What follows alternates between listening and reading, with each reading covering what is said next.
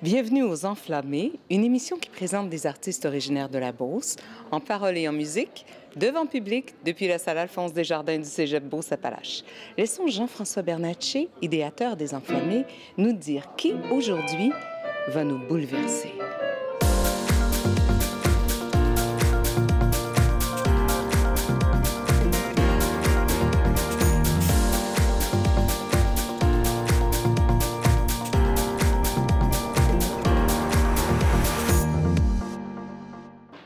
Le prochain invité est un homme qui a inspiré plus d'un musicien beauceron par ses judicieux conseils et son talent. Je vous présente un homme qui a toujours été là depuis que je fais de la musique, Monsieur André Chrétien.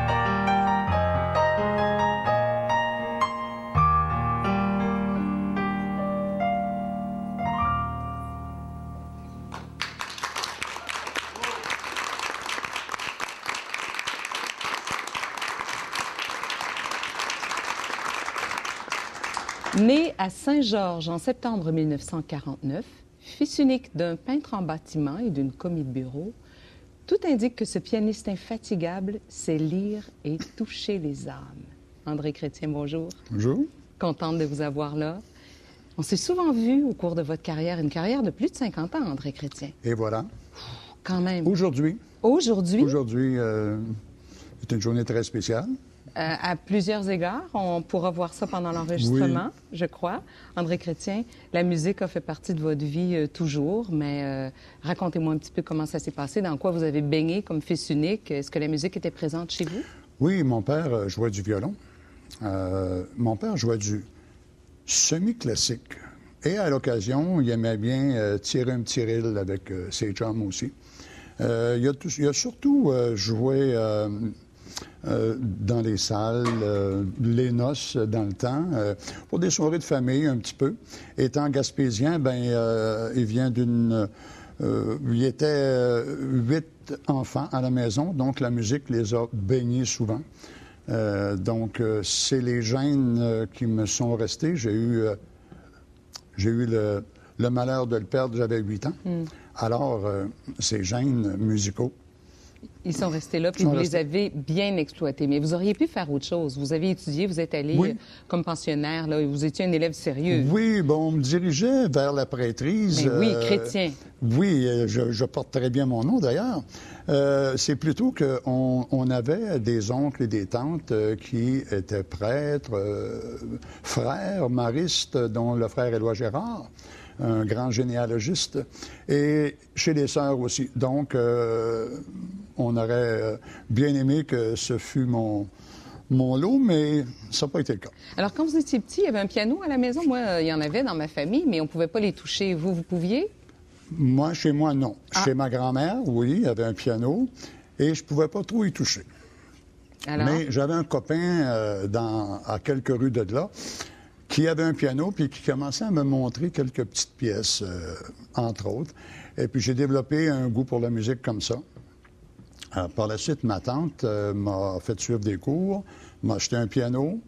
Et puis j'ai suivi quelques mois de cours. Puis après ça, ben j'ai dit, je vole de mes propres ailes. Et vous étiez un bon élève, vous? Parce qu'on a eu un de vos amis, Yvon Lacasse, sur cette chaise-là. Et Yvon Lacasse, lui, a abandonné rapidement les cours. J'ai abandonné rapidement, moi aussi. Ah oui? Oui, bien.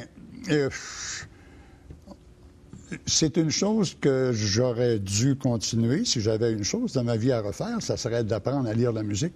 Donc, c'est certain que il faut lire la musique si on veut bien jouer la musique et s'éviter aussi des heures de pratique et d'écoute et de défrichage. Ça veut dire que pendant votre carrière, qui s'étire depuis 50 ans, vous avez travaillé plus que d'autres parce que toute nouvelle pièce, c'était pas à la lecture. Il fallait la jouer et la rejouer et la mémoriser en quelque sorte. Exactement. C'est sûr que j'ai développé une certaine forme d'écriture avec les différents musiciens avec qui j'ai joué. On m'a montré les accords, on m'a montré certaines choses. Mais c'est pas acquis, là. C'est comme lire le français. Il faut que tu t'assoies, puis il faut que tu lises la musique. Alors moi, c'est pas une chose que j'ai faite. Je reconnais que j'avais le talent pour la jouer, mais ça aurait été bien plus facile si la lecture avait été présente. Oui. Maintenant, vous étiez un enfant plutôt timide, hein? Oui, avec toutes sortes de complexes. Oui. Vous étiez même bègue. Oui.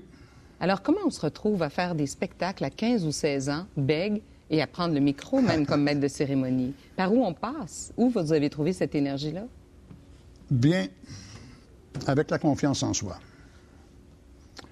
Et puis, avec la confiance de mes pères aussi. Je me suis retrouvé dans un groupe qui s'appelle les Shades et qui m'ont demandé d'être le maître de cérémonie, un MC qu'on appelait dans le temps. Et suite à ça, bien, je me suis rendu compte que en m'entendant bien, je bégayais pas. Je pouvais annoncer mes pièces, je pouvais faire n'importe quoi sans bégayer. Je chantais sans bégayer. On n'a jamais vu un bègue chanter puis bégayer en chantant. Donc, ça a été un regain de confiance qui s'est installé. Et puis, suite à ça, ben là, j'ai toujours été maître de cérémonie par après. Influence très forte des Beatles. Vous dites, je suis un pianiste pop. Et pourtant, vous avez fait partie de groupes de formation qui étaient plus du côté jazz. Parlez-moi un peu de vos différents courants de carrière. Là. Bien, je suis encore un musicien pop qui parle... disons, je m'intéresse au jazz et surtout à l'improvisation. Donc, c'est ce qui t'amène à ce côté-là. Mais moi, j'ai joué avec les Faucons, qui est un groupe populaire du temps, de la Guadeloupe. Et j'ai été avec les Aquarelles. Ça a toujours été des groupes qui jouaient du top 40, donc les succès, les 40 succès anglais et français de l'époque. Donc, suite à ça, j'ai eu la chance de jouer avec des bons musiciens qui m'ont initié à des principes musicaux nécessaires à la compréhension puis à l'exécution d'une pièce musicale. Mais on parle de bons musiciens, mais pas à peu près. Là, des gens qui font référence, qui font école au Québec, comme certains membres de la formation USEB. Ah, bien, j'ai eu le plaisir de jouer avec Alain Caron, c'est sûr. J'ai joué quelques années avec Alain avant qu'il développe le groupe USEB. Alain et moi, on a joué dans les pianos-bars en duo. Et j'ai été appelé par le groupe Les Aquarelles, qui avait, dans ce temps-là, il y était 4 musiciens et musiciennes. L'organiste s'en allait dans le piano-bar. Donc, ça prenait un claviériste bassiste, parce qu'on jouait l'orgue B3 Hammond dans le temps avec la basse au pied. Moi, j'avais jamais pratiqué la basse au pied. J'avais un B3 quand même, un C3 pour être plus précis. Et j'ai dit, je travaille avec un merveilleux bassiste actuellement qui s'appelle Alain Caron. J'aimerais ça l'intégrer au groupe. Alors, bien là, on a commencé à remonter le groupe Les Aquarelles, puis on est monté jusqu'à 7 musiciens, dont sax, trompette et ainsi de suite. Alors, de la musique, toute votre vie, vous avez baigné là-dedans, toute votre vie. Une vie qui vous a fait bien vivre. Est-ce qu'on a toujours bien vécu de la musique? Vous étiez très en demande? Oui. Oui. Je m'estime heureux et comblé d'avoir pu faire ça toute ma vie comme ça. Alors, je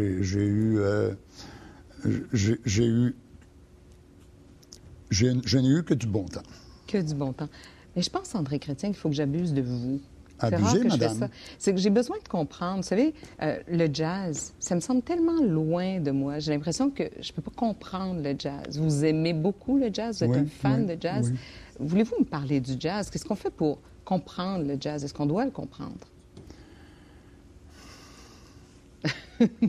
C'est une bonne question qui est très large. Je crois que pour les gens qui écoutent le jazz, on n'est pas obligé de comprendre le jazz. On se laisse aller.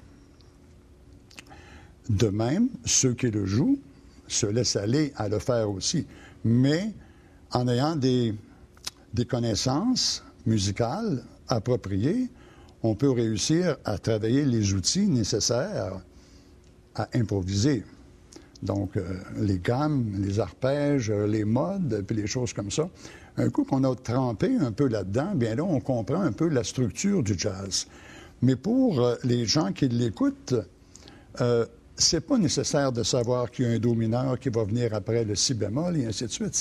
C'est pas important. C'est de se laisser aller puis de jouir de la musique. D'en profiter, de se laisser toucher. Je disais en présentation que vous saviez lire et toucher les âmes parce que ça a été au cœur de votre carrière musicale dans les bars. Vous dites d'ailleurs, ça a été l'école de la vie. Hein? Oui. L'école de la vie. Il y a un prêtre qui vous a dit, on fait le même travail au fond. Bien sûr. C'est formidable. Expliquez-nous. Bien, moi, j'étais dans un bar. Je me souviens plus dans quelle ville. J'en ai fait beaucoup. Et puis, je suis en train de prendre un verre après ma prestation avec un homme, un gentil monsieur. Peut-être 15 ans de plus que moi. À l'époque, je devais être dans la trentaine. Puis on parle, puis on jase, puis on se confie. Puis, hey, j'ai dit, J'ai dit, tu fais quoi? Ah, il dit, moi, je suis prêtre. Quelques secondes pour m'en remettre, j'ai dit, wow! J'ai dit, depuis combien de temps vous êtes où? Il dit, je suis ici, là, à la paroisse une telle. Il dit, vous savez, monsieur, parce que lui, il avait de la misère à me dire tu. Il dit, vous savez, monsieur, il dit, on fait le même travail tous les deux. Puis là, il m'explique que lui, les gens parlent, se confient à lui. Puis moi, les gens me parlent et puis se confient à moi. Et se confient. Donc, c'est comme un genre de confession. Je n'ai pas la prétention d'être prêtre, même si on a voulu que je le sois. C'est pas une déformation professionnelle, c'est vraiment ça. Dans un bar, on est dans un endroit pour se confier, puis déblatérer, puis un petit verre aidant, bien, on a moins de difficultés à s'exprimer. Moins d'inhibition. École de la vie, disiez-vous, école de la vie, puis vous donniez pas, vous, de punition, là, comme le prêtre. Non. Hein? Pas du tout, vous faisiez du bien. Non, je leur disais, qu'est-ce que vous aimeriez entendre? Exact. Oh, je veux me entendre, je vais vous la faire. Alors, vous avez marqué beaucoup, beaucoup d'âmes. Voilà. Et la vie de bar, quand on a une famille, vous avez une femme, d'ailleurs, c'est un anniversaire important aujourd'hui. Oui, c'est mon 45e. 45e anniversaire de mariage. Madame qui est ici. J'aimerais préciser de rencontre. De rencontre. De rencontre. Ben, on s'est mariés en 77. Oui, mais 45 années d'amour. D'amour. À travers une vie de bar, une vie où il y avait sans doute beaucoup de femmes qui voulaient vous rencontrer. Bien, forcément, c'est la clientèle qui est là, les gars, les filles, tout ça. Mais moi, j'ai été, je dirais, 25 ans sur la route, donc peut-être presque 20 ans avec Lise sur la route. Mais quand notre fils est arrivé à l'âge de 10 ans à peu près, j'ai eu l'opportunité de venir travailler ici à Saint-Georges, dans un magasin de musique. Et puis, ma vie de famille, là, n'a pas nécessairement débuté là, parce que quand je venais à la maison, j'étais intense. Je prenais soin de mon fils, de Lise. Et c'était plus facile et vos amis musiciens qui faisaient carrière et qui étaient à l'étranger vous enviaient presque. Et vous disiez, c'est mon choix. Peut-être, oui. Hein? Moi, j'ai fait un choix, puis on l'a accepté, on l'a assumé. Puis, Oui, vous avez été heureux. Oui. Vous n'avez pas de regrets? Aucun regret. C'est formidable. D'ailleurs, on demande toujours à nos invités de rendre hommage à quelqu'un et vous avez dit, moi, je veux rendre hommage à tous les musiciens parce que ça vous a rendu heureux, cette carrière-là. Oui, j'en ai glissé un mot tantôt. Les musiciens avec qui j'ai joué m'ont procuré l'enseignement que j'aurais pu avoir si j'avais continué à l'école. Et puis, c'est à eux que j'aimerais rendre hommage, à tous ces musiciens-là, d'aujourd'hui et d'avant, qui ont su avoir confiance en moi puis me montrer ce qu'ils savaient. Oui. Et sans doute, André Chrétien, que vous avez beaucoup donné à d'autres aussi. Et quelqu'un qui est avec nous aujourd'hui, Lynn Giroux, que vous connaissez bien. Oui. Lynn, que vous accompagnez au piano, qui a une voix merveilleuse, que j'ai eu le plaisir d'entendre déjà. Bonjour, Lynn. Je l'adore. Bonjour. Bonsoir. Ça va bien? Oui, ça va très bien. Alors, qui est pour vous André Chrétien? André, c'est un homme perfectionniste, discipliné. C'est un homme de cœur, un homme d'un jeune de 20 ans. Et ça, c'est vrai. Quand il joue, il est dans un homme de 20 ans, puis, regarde, il fait jouer le piano. Et c'est ça que j'adorais, parce que moi, j'aime ça quand quelqu'un qui fait danser le piano. Ça, moi, c'est wow! Et j'ai connu André lorsque j'avais demandé de prendre des cours de piano il y a 9 ans ou 10 ans. Et c'est là que j'ai appris à le connaître parce que c'est un homme fonceur. C'est un homme, oui, qui est très généreux, mais aussi qui a passé à travers des grandes difficultés, mais sa passion, c'est sa thérapie qui l'a sauvé, qui en mange encore. Et quand il va entendre quelqu'un jouer, hey, je peux-tu y aller? Regarde, ça me fait plaisir. Ah ouais, regarde, là, lui, là, il vient là, comme un petit gars. Là. Puis là, il joue, il s'amuse. Et c'est ça, sa passion. Enfin. Et il nous la transmet très bien. Est-ce qu'on lui demande de retourner au piano? Ah, bien sûr, mon cher André. Est-ce que tu pourrais, je te permettre de jouer un morceau de piano de toi? Avec plaisir. Accompagné cette fois-ci, puis on se reparle après. André Merci Chrétien. beaucoup.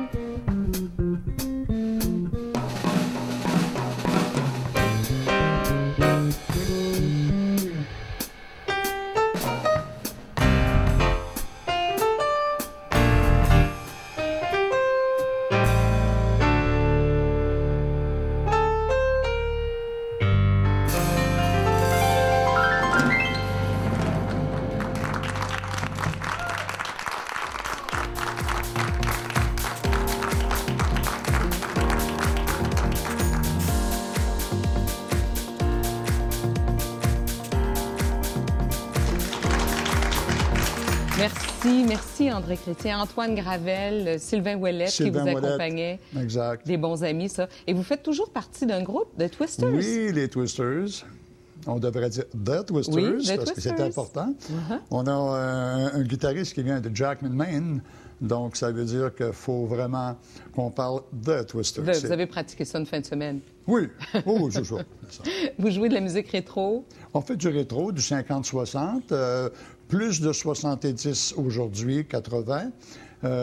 Mais on fait du rétro, on fait ce qu'on aime aussi. Oui. André, tantôt, on le comprenait bien avec Lynn, vous donnez des cours aussi, vous rencontrez beaucoup de jeunes, vous travaillez avec des jeunes, ça vous garde jeune, mais qu'est-ce que vous dites aux jeunes qui ont envie de faire cette carrière-là?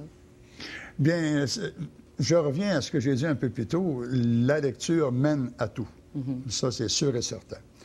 Écoutez. Écoutez beaucoup de musique, n'en chanter, n'en jouer, se documenter, pratiquer les gammes. Les gammes, c'est là que ça se passe. Vous avez un fils, il fait de la musique? Non, mon fils a étudié un petit peu la musique. Jean-Frédéric, il a suivi des cours de piano pendant une couple d'années. Il avait une oreille extraordinaire. Et puis, quand on a eu un ordinateur à la maison pour la première fois, la musique est tombée deuxième, puis il est programmeur analyste aujourd'hui, là, DBA, un terme qui m'échappe, là, mais... Vous l'auriez encouragé, André? Ah, je l'ai toujours encouragé. C'est ce qu'il faut faire avec nos enfants. Dans la musique, vous l'auriez encouragé s'il avait voulu y aller? Certainement, oui, mais il serait allé à l'école, c'est sûr et certain. Et vous avez passé toute votre vie en Beauce. On est bien heureux de ça. Oui. Vous avez bien vécu. Qu'est-ce qu'on pourrait améliorer dans notre région pour mieux soutenir, pour mieux aider les musiciens? Vous avez parlé de votre loyauté aussi. Dans votre carrière, la loyauté a été importante. Oui.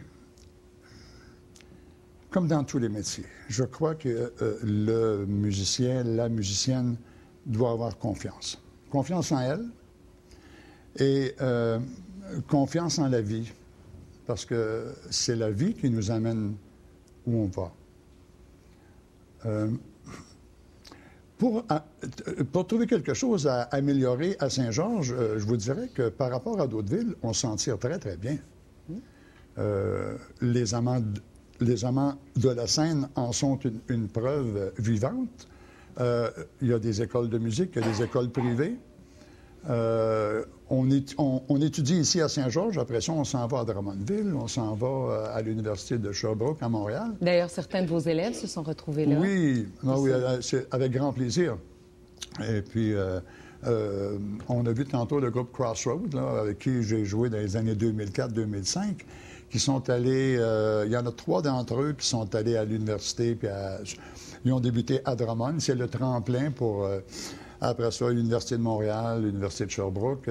J'en ai quelques-uns d'autres récents, là, dans les dernières années, qui sont allés à l'école. Et puis ça, c'est une fierté pour moi. Mais ça ne veut pas dire que mes autres élèves n'ont pas la possibilité d'y aller. On fait toujours un choix. On fait toujours un choix. Exact. Mais moi, je choisis de vous voir vivre longtemps et heureux. C'est ce que je vous souhaite, en tout cas.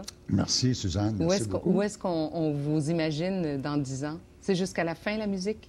Jusqu'à la fin. Jusqu'à la fin, je ne vois pas d'autre issue.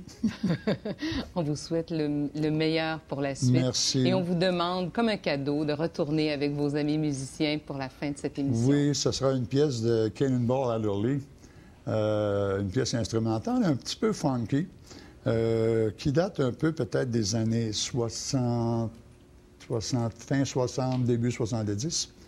Et puis j'inviterai mes chums... à débuter ça. C'est une pièce qui s'appelle Mercy, Mercy, Mercy. Alors, pendant que vous vous déplacez sur leur note magique, on se dit au revoir. Merci beaucoup. Longue Quel vie. plaisir. Merci. Merci beaucoup.